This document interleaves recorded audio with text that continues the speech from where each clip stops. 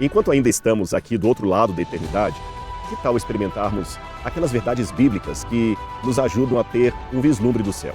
Você vai experimentá-las de primeira mão.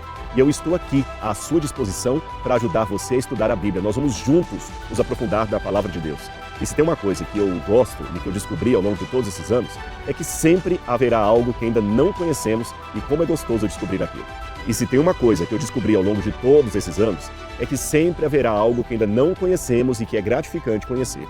E por mais que algumas coisas só se tornarão compreensíveis no céu, eu afirmo, vale a pena estudar aquilo que Deus nos revelou aqui nessa terra.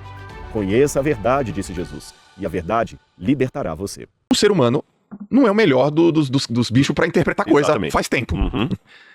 Né? Desde milhares de anos atrás, as pessoas interpretam de uma maneira, elas colocam um filtro na interpretação, e esse filtro na interpretação mexe 1 grau o destino das coisas, que um ano depois foi, né, virou não sei quantos graus, né, de mudança, né, tipo aquele efeito borboleta, tem a interpretação, né? Em cima da interpretação, que você nem foi a fonte primária, Exato. Mas você fica sempre reverberando na leitura que o outro fez. Tá. Isso distancia ainda mais do original. Você domina a escrita, você domina o texto. E é a tua vida, é o teu trabalho, é o que você faz. E você disse uma coisa aqui, Rodrigo, que foi importante pra mim, que sou um cara também que veio do lado acadêmico. A academia pra mim é muito importante, a pesquisa.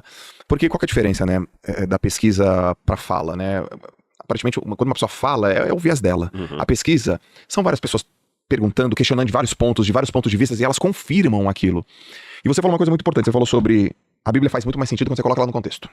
E aí naquela época, naquela circunstância, naquele contexto, naquele local, naquele momento, naquele fenômeno, aquilo foi escrito. Isso é um olhar profundo, requintado, refinado. Como que a gente pode mostrar isso pra turma, para que eles leiam e consigam capturar a palavra no contexto que foi escrita e transferir para o contexto atual? Dá pra fazer essa ponte? Dá. Eu faço em 3 passos. Olha isso, professor, é isso, né? Minha pergunta não foi uma pergunta simples, Aqui mas ele vem com a resposta de 3 passos. 3 passos. O primeiro, eu não posso me considerar especialista em Deus. Você sabe que a teologia, ela tem uma diferença de todas as áreas acadêmicas que você mencionou. Você descreveu muito bem a academia, mas a teologia, ela tem uma forma by itself. O que eu quero dizer com isso? Tá. Você é um especializado em esportes. Você gastou sua vida estudando isso, questão de esporte e tudo mais. Eu nasci com 2 pernas esquerdas e não sou canhoto. Eu procuro fazer alguma coisa de academia. Como é que é? Eu nasci com 2 pernas esquerdas e não sou canhoto. O único lugar que eu fui mandado embora foi de uma escolinha de futebol lá de Belo Horizonte, do Jardel Esporte Clube, que era um jogador do América. E vocês já até achei minha carteirinha lá e tudo. E ele pediu, eu comprei chuteira e tudo. E ele pediu meu pai, devolveu o dinheiro pro meu pai e me tirou, sabe? Esse menino, vai, pai, lembra? Então assim, se eu for discutir esporte com você, é o leigo falando com o especializado. Tá. Eu poderia dar esse exemplo para várias outras áreas. Entendi. Você entende muito de esporte, mas de direito você não entende, nem de medicina. Se você for conversar com um advogado, o advogado fala, desculpa. Aqui é minha área de especialização. Na teologia eu não posso dar essa carteirada. Ninguém. Porque por mais que eu estude, eu tenho um doutorado em teologia, mas eu sou doutor em teologia, não sou doutor em Deus. Tá bom. Deus não é um objeto de especialização no qual eu posso me debruçar e colocar dentro de uma caixinha e falar, Deus é isso aqui. Tá. Então, o teólogo, na verdade, é o crente refletindo sobre a fé dele. A diferença é que o crente acadêmico, ele reflete sobre a fé com algumas ferramentas que o outro não tem. Eu posso ler grego, eu consigo ler hebraico, eu consigo ler latim, eu conheci a história do cristianismo, eu escavei, eu toquei na história bíblica, porque a gente escava, daqui a 2 meses estamos voltando para Israel para escavar. A gente escava, eu toco na terra, eu pego a cerâmica, eu analiso, eu levo para o laboratório, eu faço as referências, então eu tenho ferramentas a mais, mas não significa que eu sou mais doutor em Deus do que aquela senhorinha católica, beata, que está lá rezando. Perfeito. Você entendeu? Não, desculpa, senhorinha, só é semi-analfabeta, eu sei mais de Deus do que a senhora, eu sou PhD em Deus, não existe isso. Tá. Segundo passo desse método. Então, primeiro eu tenho que ter essa humildade acadêmica. Eu sou teólogo, não especialista em Deus. Esse é o primeiro passo. Tá. Nisso a teologia é distinta de outras áreas. Mas isso é uma linha, a teologia, ela defende isso. Ela explica isso pro doutor em teologia ou você... Aqui já é o Rodrigo. Exato, é o Rodrigo. Há teólogos que se consideram doutores em Deus. Tá. Você entendeu? Não, porque isso aqui é uma... Quando você vê uma pessoa gritando, em primeiro lugar, aqui eu já saio, vou abrir um parênteses antes de falar dos outros 2 pontos. Quando você vê uma pessoa gritando demais, querendo ganhar no cuspe, no grito, ou no sensacionalismo, ou na depreciação do outro, aí agora, seja na teologia, seja em qualquer área, o camarada já perdeu o meu respeito acadêmico, sabe? Às vezes você vai ver assim, aí a única hora que dá vontade de dar uma carteirada é isso. Você fala assim, tá, meu amigo, desculpa, cadê o seu currículo lá? Escreveu o quê? Quantos artigos você tá publicando? Mas o cara vai pra... E a internet hoje, assim, virou para-raio de maluco, que é o camarada vem, esse é um energúmeno, esse herege, e tudo, tá errado, né? Ele não é bíblico, não é bíblico? Não, peraí, calma, ele não tá tendo a mesma conclusão que você teve. Existe uma diferença aí. Porque mesmo na área acadêmica, você sabe que há desportistas igualmente respeitados, certo, que um vai chegar a uma conclusão e falar assim, olha, pra mim eu acho que isso aqui tem que se tratar desse jeito. Isso aqui não, médico, olha, eu acho que tem que operar o joelho. Não, eu sou contra operar. São opiniões diferentes. Opiniões diferentes. Aí é um médico assim, você é um ridículo, você não entende nada de anatomia humana, porque você tá recusando a operação. Não, ridículo é você não sabe de nada. Não, os dois têm trabalho acadêmico. Você vê que eles se respeitam mesmo chegando a conclusões diferentes. Segunda coisa, eu quero colocar a Bíblia dentro do contexto. De que forma? Eu fui há mais ou menos um mês e meio, eu estive dando palestras lá em Belém do Pará. Uhum. E pela primeira vez, e olha que eu me considero uma pessoa culta, eu pesquiso, sou brasileiro, pela primeira vez eu conheci o tacacá. Ou seja, que é uma coisa super tradicional de Belém, e tudo, eu não fazia ideia do que era o tacacá. E talvez muita gente que está assistindo agora esse podcast também continue sem saber o que é o tacacá. Tá? A única coisa que eu sabia de tacacá, a primeira vez que eu ouvi a palavra tacacá, e a única coisa que eu sabia até um mês e meio atrás, era aquele pedacinho da música da Joelma. Eu vou tomar um tacacá, de boa. Eu ouvi que eu nem sei o resto da música, mas esse pedacinho, já pensou? Porque eu tô em outro lugar. E a música da Joelma ainda. E a música da Joelma. Beijo pra você, Joelma. É isso aqui mesmo. Eu não conheço o resto da música, mas esse refrão fica igual jingle na cabeça da gente. Mas eu não sabia o que era o tacacá. Aí lá me explicaram que era feito com camarão, tem até uma goma que eles fizeram até um tacacá sem camarão pra mim, porque eu não como frutos do mar. Sim. Confesso, os paraenses não ficam chateados, eu não gostei muito do tacacá. Não gostei. Mas amei o Pará, fui muito bem recebido pelos paraenses, amei ali, já não é a primeira vez que eu vou lá, mas o sabor do cacacá eu não gostei muito. Perdão por isso, paraenses. Mas o ponto que eu tô trazendo dessa ilustração aqui é o seguinte, eu falo português como os paraenses. Moro no mesmo país, na mesma época. E ainda assim, aparecia uma palavra numa música que eu não fazia a mínima ideia do que era. Quando eu falava, eu vou tomar um tacacá, se isso caísse numa prova de FUVEST pra mim, antes de um mês e meio atrás, eu seria reprovado na questão. O que é tacacá? Se você falasse que era um suco, eu ia acreditar. Se você falasse que o tacacá era um caldo, eu ia acreditar. Se você falasse que era um chá, eu ia acreditar. Eu não sabia o que era o tacacá. Agora, se isso pode acontecer hoje, em pleno século XXI, de uma música que é composta no idioma que eu falo, e no país que eu moro, imagine em relação à Bíblia, que foi escrita há mais de 2000 anos. Imagine se eu nunca tivesse ido ao Pará, ou se eu não tivesse tido essa palestra lá que eu fui. Eu continuaria até hoje sendo um ignorante com relação a essa parte da música da Joelma. Sim. Agora, vamos fazer um paralelo. Se a música da Joelma hoje pode trazer uma expressão que eu não faço a mínima ideia do que é, imagine um salmo que foi escrito há 2.800 anos. Imagina uma expressão de Jesus que foi escrita há 2.000 anos, num outro idioma, no aramaico, que reportava um hebraico que não é o hebraico de rua de Israel hoje. Não é o ivrito modernito que eles falam hoje, é um outro hebraico.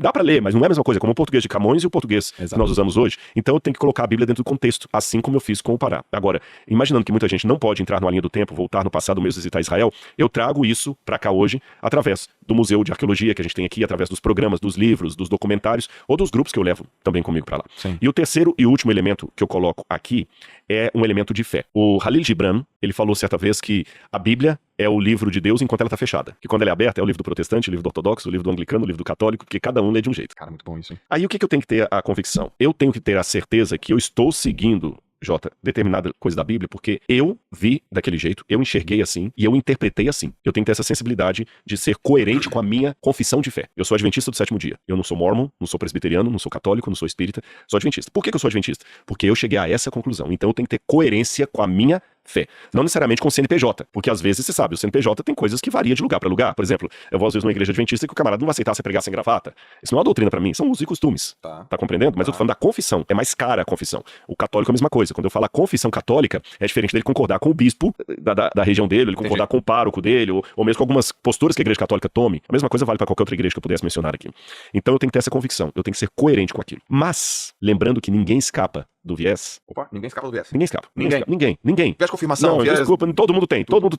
O acadêmico mais puro, quantos Emily Durkheim, desde Emily Durkheim e outros mais, os sociólogos que já queriam falar da gênese do pensamento, passando pelos existencialistas como Heidegger, Gadamer, todos mais, da área da literatura, todo mundo quer encontrar o pensamento puro, mas ninguém conseguiu hoje. Até a crítica da razão pura de Kant, ela é justamente isso. Todo mundo tem uma predisposição, uma cosmovisão. Ninguém escapa da sua cosmovisão. Muito bom isso aí. Então, como é que eu posso chegar à conclusão que o católico que está lendo a mesma Bíblia que eu, mas está compreendendo de uma maneira diferente de mim, ele é menos sincero a Deus do que eu? Se você perguntar assim, Rodrigo, tá, pelo que você lê, o católico tá certo ou ele tá errado? Porque na Bíblia tá escrito isso aqui. Mas do lado dele, com a sinceridade dele, ele vai falar assim, não, desculpa, eu também sou... Eu tive professores padres, eu fiz meu mestrado e doutorado na Universidade Católica. O João Batista Libani foi meu orientador, um brilhante intelectual. Vou falar que ele não entende de Bíblia. O homem sabia falar grego, sabia ler latim, como vários outros lá, Johann Konings. Vou falar que esse pessoal não sabe Bíblia. São os energúmenos, são os idiotas, como muitos apologetas da internet ficam xingando. E não. Vou falar que ele não era sincero a Deus quando ele deixou tudo pra ser um padre.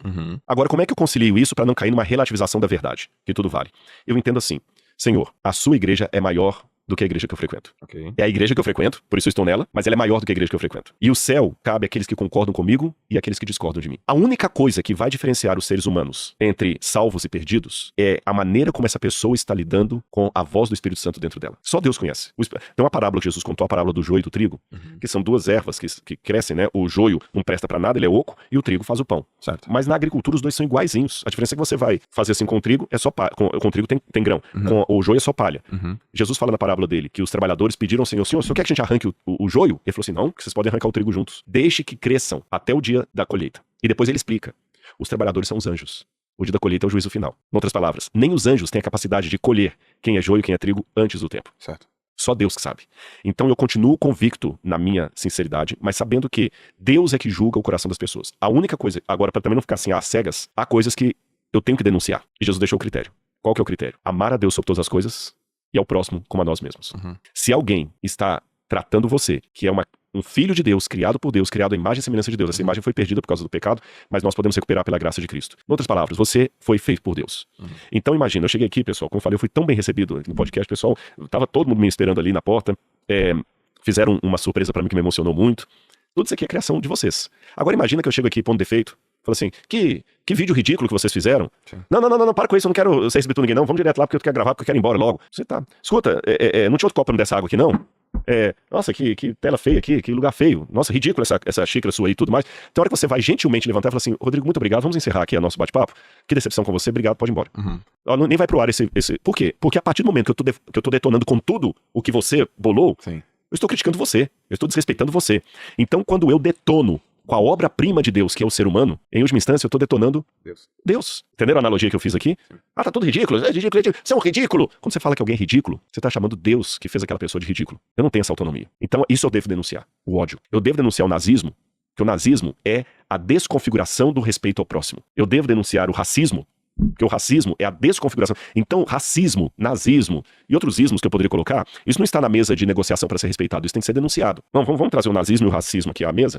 Até onde a gente pode ir com o racismo que seja aceitável? Não existe, isso é tolerância zero. E qualquer silêncio em relação a essas pautas significa covardia da minha parte e falta de coerência com o princípio. Mas fora essas coisas que são claramente condenáveis, no que diz respeito ao ser humano, eu tenho que deixar Deus julgar. O meu papel é passar para você aquilo que eu acredito que é mais caro a mim, não porque eu queira ser maior do que você ou chamar você pro meu time. É porque é tão bom que eu tenho que te convidar a participar, sabe? Quando você vai para um restaurante no exterior, por qualquer razão, e a sua esposa não tá com você, e você come uma comida muito deliciosa que você nunca tinha experimentado, a primeira coisa que você pensa é nela. Exato. Você chega e fala, meu amor, você tem que ir comigo lá. Você tem que ir lá. É tão bom. E não só com a esposa. Você tem um amigo que vem aqui, cara, você que vai pra lá, você vai pra esse lugar, procura esse restaurante. Você insiste com ele. Por quê? Não é porque você quer ser superior, é porque você quer dar pro outro a mesma sensação agradável que você teve. Exato. A religião deveria ser isso. Quando eu convido você para aceitar a Jesus como seu salvador pessoal, quando eu convido você para ler a Bíblia, o Shabat eu guardo o sábado, quando eu convido você para guardar o Shabat, não pode ser num ar de superioridade, eu guardo o Shabat, você não. Não, tem que ser um assim, é tão gostoso que participe. E se você não for, tudo bem. Agora, essa veemência, ela pode aumentar quando for uma questão de vida ou morte. Lembra a menininha lá na Ásia, quando teve aquele tsunami? Eu esqueci agora qual foi o país. Foi na Tailândia, não? Foi na Tailândia. Foi na Tailândia. Nas Ilhas Fifi. Que a menina saiu gritando, saiam da praia, saiam da praia, saiam da praia. Era uma questão de vida ou morte. Ela parecia uma louca, mas ela tinha que fazer aquilo, não por se sentir superior, mas para querer salvar aquelas pessoas. Então eu divido a minha pregação em 3 áreas aqui. Primeiro, aquelas áreas que eu vou te convidar a participar, porque é tão bom ter Jesus no coração, é tão bom ir à igreja, é tão bom participar do culto, é tão bom guardar o Shabat, é tão bom seguir uma alimentação equilibrada, que eu vou te convidar não para ser melhor do que você, mas porque eu te quero bem. Certo. E como faz bem para mim, eu acho que vai fazer para você também. Segundo lugar, aquelas áreas que eu acho que você tá correndo risco. Aí você vai mais veemente. Uso de drogas, alguma coisa que você vai lá, você vai pregar com mais veemência de novo, não porque você quer ser superior, melhor que o outro, mas porque você ama tanto o outro que você quer tirá-lo daquele buraco. Sim. E em terceiro lugar, o meu exemplo. O meu exemplo não pode ser uma contradição daquilo que eu estou falando.